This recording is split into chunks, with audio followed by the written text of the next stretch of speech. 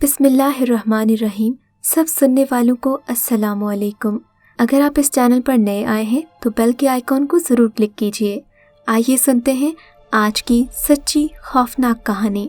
ये उन दिनों की बात है जब हमारे घर में मकान के बंटवारे के हवाले से बातें चलना शुरू हो गई थीं। अबू की वफ़ात को चंद दिन ही गुजरे थे कि ये तनाज़ा खड़ा हो गया। हमारे पापा हाजी अफसल इतने अमीर आदमी तो नहीं थे। इन्होंने अपनी इकलौती औलाद के लिए सिर्फ एक कच्चा मकान छोड़ा था, लेकिन कहते हैं कि जायदाद जितनी कम होती है झगड़े उतने ही ज़्यादा होते हैं। हम दोनों भाइयों में भी जायदाद का तनाज़ा काफ़ी बड़ी लड़ाई की शक्ल इख्तियार कर गया। यहाँ तक कि छोटा भाई करीमुद्दीन मेरा दुश्मन हो गया, जबकि मैंने काफ़ी तहम्मुल का मुज़ाहिरा किया। यहाँ पर यह बात बताता चलूँ कि हमारे घर का बंटवारा इसलिए भी मुश्किल था कि घर में 3 कमरे और एक बैठक थी। दादी अम्मा का ख्याल था कि घर की इस बैठक को कभी नहीं गिराया जाएगा। अगर हम ऐसा करेंगे तो हमें सख्त नुकसान उठाना पड़ेगा। लेकिन करीम बख्श को कौन समझाता। वो चाहता था कि इस बैठक को शुमार करते हुए घर का बंटवारा कुछ इस अंदाज से किया जाए कि आधा घर मेरे हिस्से में और आधा घर उसके हिस्से में आए। अब मसला ये था कि मैं चूँकि दादी अम्मा की बात मानता था और इस बात पर भी राज़ी था कि मकान के बंटवारे में इस बैठक को छोड़ दिया जाए, लेकिन भाई इस बात को मानने पर कतई राज़ी नहीं था।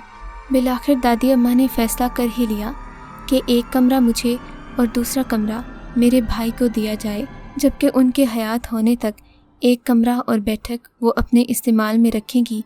उस पर हम में से किसी का कोई हक़ नहीं होगा।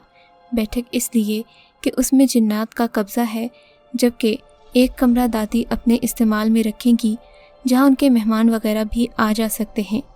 मैं तो इस फ़ैसले पर भी खुश था, मगर मेरा छोटा भाई इस फ़ैसले पर तिलमिला कर रह गया। वो चाहता था कि पूरे घर का बंटवारा हो।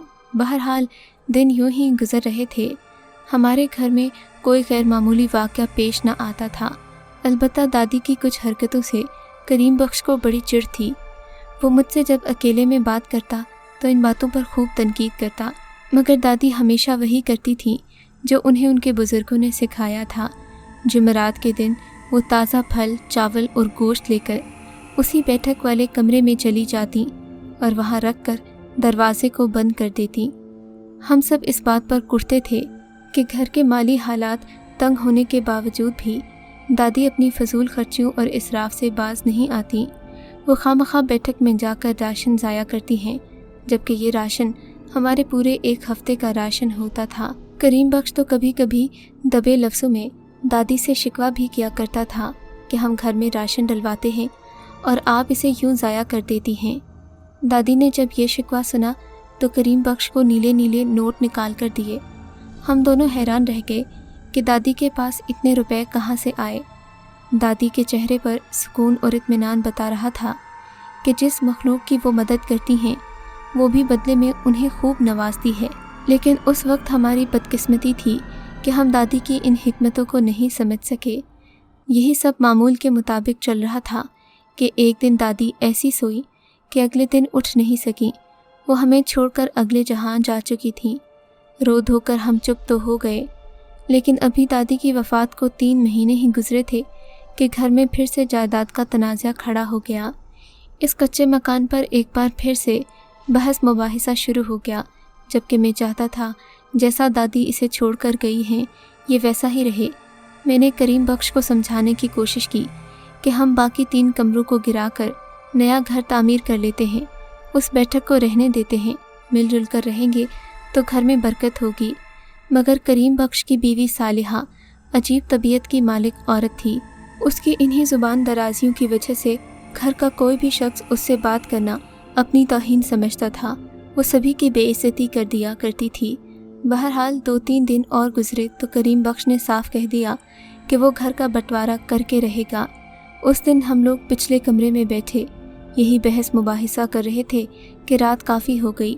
मेरी बीवी ने कहा कि सुबह उठकर बात करेंगे। बताता चलूँ कि मेरी बीवी काफ़ी शरीफ नफ्स खातून है, नमाज रोज़े की पाबंद है और उसका ताल्लुक़ भी एक मजहबी रुझान वाले घराने से है। यही ताल्लुकात हमें चलकर आगे काम आए।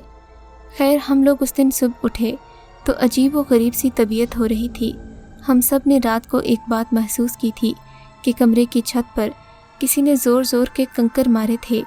रात को ऐसा लग रहा था जैसे ओले बरस रहे हों। हम सब ने इसे अपना वहम समझा क्योंकि रात को बारिश नहीं हुई थी, मगर सुबह जब नाश्ते की मेज़ पर सब ने एक दूसरे से बातचीत की तो मालूम हुआ कि रात को बरसने वाले उन ओलों की आवाज़ें पूरे घर को सुनाई दी थीं। हम लोग इस बात से सख्त परेशान हुए, लेकिन फिर सब ने एक दूसरे का वहम जानकर इसे नज़रअंदाज कर दिया। उस दिन के बाद से घर में अजीब व गरीब वाक़यात होने लगे। कभी सहन में सूखे पत्तों का ढेर मिलता तो कभी घर के किसी कोने में पूरा क्रिकेट पड़ा मिल जाता। इस वाक़े ने हम लोगों को बहुत परेशान कर रखा था। यहाँ तक तो ठीक था, लेकिन जब घर से चीज़ें चोरी होना शुरू हो गईं, हम लाख कोशिशों के बावजूद भी इस मामले को सुलझा नहीं सके। तो मैंने अपनी बीवी सबीहा के मामू इनायतुल्लाह खान साहिब से रब्ता करने की सोची। वो पहुँचे हुए बुज़ुर्ग थे। उन्होंने ऐसे कई मामलात निपटाए थे। मेरी बीवी अक्सर उनकी तारीफ़ किया करती थी। इन बारिश हस्ती को जब हमने अपने घर पर लाया तो इन्होंने हमारे घर का अच्छी तरह से जायज़ा लिया। कहने लगे कि तुम लोगों ने अपनी गलतियों की वजह से इस घर में रहने वाली ओपरी मखलूक को नाराज़ कर दिया है। तुम लोगों ने उसका नजराना पहुंचाना भी बंद कर दिया है, लेकिन अब अगर तुम लोगों ने इस घर के उस कमरे को गिराने की बात की जहां इन जिन्नात का मस्कन है, तो तुम लोगों को सख्त नुकसान उठाना पड़ेगा। ये बात सुनकर मैंने तो संजीदगी से इस बात का इरादा कर लिया कि अब बैठक को गिराने की बात नहीं होगी, मगर मेरे भाई को उसकी बीवी भड़काने लगी कि शायद मैं अपना हिस्सा रखने के लिए ऐसा कर रहा हूँ। एक हफ्ते के अंदर अंदर ये तय हो गया कि बैठक के अलावा बरामदा और एक कमरा मेरे भाई के हिस्से में आएगा, जबकि दूसरा कमरा मेहमानों के लिए वक्फ होगा। बदले में मेरे पास सिर्फ एक कमरा ही बचा था। दूसरे कमरे पर मेरा कोई इख्तियार नहीं था। खैर, मेरी बीवी ने मुझे समझाया कि हमें सब्र शुक्र करना चाहिए। जिन्होंने बुज़ुर्गों की वसीयत की नाफरमानी की है वो खुद ही इसका नुकसान उठाएंगे। बीवी के समझाने बुझाने पर मैं चुप तो हो गया, मगर मेरा दिल करीम बख्श की तरफ से सख्त नाराज़ था। दरमियान में मेहमानों वाला इजाफी कमरा होने की वजह से हमारी बातचीत तकरीबन मुकम्मल तौर पर बंद हो गई थी। सबीहा और मेरे भाई की बीवी भी आपस में बातचीत नहीं करती थी। खाना भी अलग अलग पकने लगा था। घर में किसी किस्म की हलचल नहीं थी। इन लोगों ने बैठक को गिराने का काम शुरू कर दिया था। गांव में ये रिवाज होता है कि जब कोई शख्स अपने मकान की तामीर करता है तो दूसरे लोग भी उसकी मदद करते हैं। फिर करीम बख्श तो मेरा भाई था, मैं क्यों ना उसकी मदद करता। उसने इरादा जाहिर किया कि वो बैठक गिराने वाला है, नए घर की तामीर करवाएगा, तो मैंने उसका साथ दिया। उसके घर पहुंचा, गांव वालों को भी इकट्ठा किया। मजदूर भी आए हुए थे। सब ने मिलकर बैठक गिराना शुरू कर दी। लेकिन जैसे ही एक मजदूर ऊपर चढ़कर कुल्हाड़ी मारने लगा, बैठक ने अजीब व गरीब अंदाज में हिलना शुरू कर दिया। बैठक के अंदर से रोने, चीखने और चिल्लाने की हौलनाक आवाज़ें आने लगीं। कुछ देर तो मजदूर जानते बूझते हुए भी उस कदाल को अपनी जगह पर मारता रहा कि शायद ये उसका वहम है।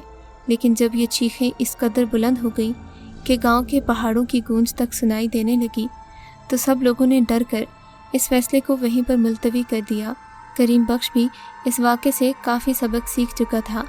उसने अपनी बीवी को कह दिया कि वो ये बैठक नहीं गिराएगा, ना ही इस बैठक को इस्तेमाल में लाएगा। मगर वो तेज़ औरत थी, भला अपने शौहर की कब सुनने वाली थी। 2 दिन गुजरे नहीं थे कि उसने नए मकान की तामीर की ज़िद शुरू कर दी। हमारे माली हालात ऐसे नहीं थे कि हम एक नया मकान तामीर करते। इससे पहले ही किचन अलग करने से दोनों ख़ानदान काफ़ी मुश्किलात का शिकार थे। मैंने इनायतुल्लाह खान साहिब को बुलाकर घर के अहम मकामात पर तावीज़ वगैरह लटका दिए, जिससे इन्होंने कहा था कि जिन्नात के शर से महफूज रहोगे। लेकिन छोटे भाई की बीवी इस बात को नहीं मानती थी। उसने किसी तावीज़ का असर नहीं लिया, सब उखाड़ कर फेंक दिए। छोटे भाई ने उसे मना भी किया था, लेकिन उसने किसी की न सुनी। उसका छोटा सा बच्चा था जिसकी उम्र तकरीबन 7 माह थी। देखते ही देखते बच्चा हैज़े की बीमारी में मुब्तला हो गया। दिन ब दिन वो इस कदर कमज़ोर और लाग़िर होता गया कि उसकी हड्डियाँ निकल आईं। देखने वाला उसे देखकर डर जाता था। वो किसी जिंदा लाश की मानद लगता था। शाहीन, जो किसी बात का असर न लेती थी, ममता के जज्बे की वजह से तड़प उठी। अपने बेटे के इलाज के लिए कोशिशें शुरू कर दी, मगर कई डॉक्टर्स को दिखाने के बावजूद भी کوئی افاقہ نہیں ہوا تو روحانی حل تلاش کرنے لگی۔ بالآخر میری بیوی سبیحہ ہی اس کے کام آئی۔ اس سے کہا کہ تم میرے ماموں کے پاس چلو، وہ تمہارے بیٹے کا علاج کر دیں گے، ہدیہ وغیرہ بھی نہیں کریں گے، وہ فی سبیل اللہ کام کرتے ہیں۔ کریم بخش کی بیوی مان گئی۔ سبیحہ اسے اپنے ماموں کے پاس لے گئی۔ ماموں نے پڑھائی وغیرہ کر کے بتایا کہ بچے پر جنات کا اثر ہے، اسی وجہ سے یہ بہت زیادہ بیمار اور لاغر ہو گیا ہے۔ بچے کے گلے میں تعویذ ڈالا، اس پر دم درود کیے اور واپس بھجوا دیا۔ چند ہی ہفتوں میں بچے کی حالت بہتر ہونے لگی، مگر کریم بخش کی بیوی اس قدر وہمی اور شکی عورت تھی کہ اسے یہی لگا کہ میری بیوی سبین نے اس کے بیٹے پر کوئی کالا علم کروایا تھا، جس سے بیٹے کی طبیعت خراب ہوئی تھی، اور یہ چاہتی ہے کہ میں اس کے غلام بنی رہوں۔ اسی لیے اس نے اپنے ماموں کے پاس لے جا کر انہیں بھی اپنے منصوبے میں شامل کر لیا تاکہ مجھے نیچا دکھا سکے۔ یہ سوچ کر شاہین بیگم تو کڑھنے لگی۔ اس نے فوراً اپنے بچے کے گلے سے وہ تعویذ نوچ کر اتار پھینکا جو پیر عنایت اللہ صاحب نے اس کے گلے میں ڈالا تھا۔ وہ اس سب کو توہم پرستی سمجھتی تھی۔ تعویذ کو اتارنے کی دیر تھی کہ بچہ درد سے بلکنے لگا اور اس کے ناک سے خون نکلنا شروع ہو گیا۔ شاہین نے یہ دیکھ کر اس کے گلے میں تعویذ دوبارہ ڈالنے کی کوشش کی، لیکن وہ قابو سے باہر ہو چکا تھا۔ اس کے ہاتھوں میں اتنی طاقت آ گئی تھی کہ شاہین جیسی پکی عمر کی عورت بھی اس کا مقابلہ نہیں کر سکی۔ یہ صورتحال دیکھ کر شاہین بہت زیادہ پریشان ہو گئی۔ اس سے پہلے کہ وہ اپنے بچے کو اٹھا کر کہیں جاتی، کمرے کے دروازے سے چیختی چنگھاڑتی ایک بڑے سائز کی چمگادڑ اندر داخل ہوئی۔ اسے دیکھ کر ہی شاہین کے رونگٹے کھڑے ہو گئے۔ چمگادڑ اتنی خوفناک اور ہیبت ناک تھی کہ شاہین کا سانس اکھڑنے لگا۔ اس کی سمجھ میں نہیں آتا تھا کہ وہ اپنے بیٹے کے پاس رہے یا اندر جائے۔ شاہین نے دیکھا کہ وہ چمگادڑ زیادہ اسی کی طرف توجہ دے رہی تھی۔ شاہین نے سوچا کہ وہ کمرے سے باہر نکل جائے گی تو شاید چمگادڑ اس کے پیچھے پیچھے آ جائے گی اور اس کے بچے کی جان بچ جائے گی، لیکن ایسا نہیں ہوا۔ جیسے ہی وہ چمگادڑ شاہین کے تعاقب میں کمرے سے باہر نکلی، پیچھے سے کمرے کا دروازہ زور سے بند ہو گیا۔ چمگادڑ اڑتی ہوئی اس کمرے کے روشن دان سے کمرے میں داخل ہوئی اور بچے کی چیخیں باہر تک سنائی دینے لگیں۔ یہ سب دیکھ کر شاہین بے حد رونے لگی، چیخیں مار مار کر اپنے آپ کو کوسنے لگی، مگر اب کیا ہو سکتا تھا؟ وقت بیت چکا تھا، وہ چاہ کر بھی اپنے بچے کو بچا نہیں سکی۔ کافی دیر کے بعد امام صاحب ہمارے گھر آئے۔ انہوں نے پڑھائی کر کے اس دروازے کو کھولا تو دروازہ کھل تو گیا، لیکن شاہین کے 7 ماہ کے بچے کی لاش سامنے پڑا دیکھ کر ہم سب کی آنکھوں میں آنسو آ گئے۔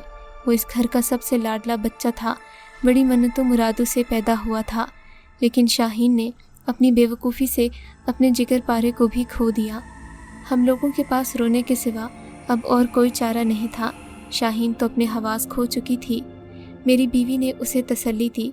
آج سبیحہ کی نیت بھی واضح ہو گئی تھی، جبکہ شاہین کو اس کے کیے کی سزا مل گئی تھی۔ اس کہانی کو سنتے ہوئے آپ کو کیسا لگا اور اس کہانی کے بارے میں آپ کا کیا خیال ہے؟ ہمیں کامنٹس میں ضرور بتائیے گا۔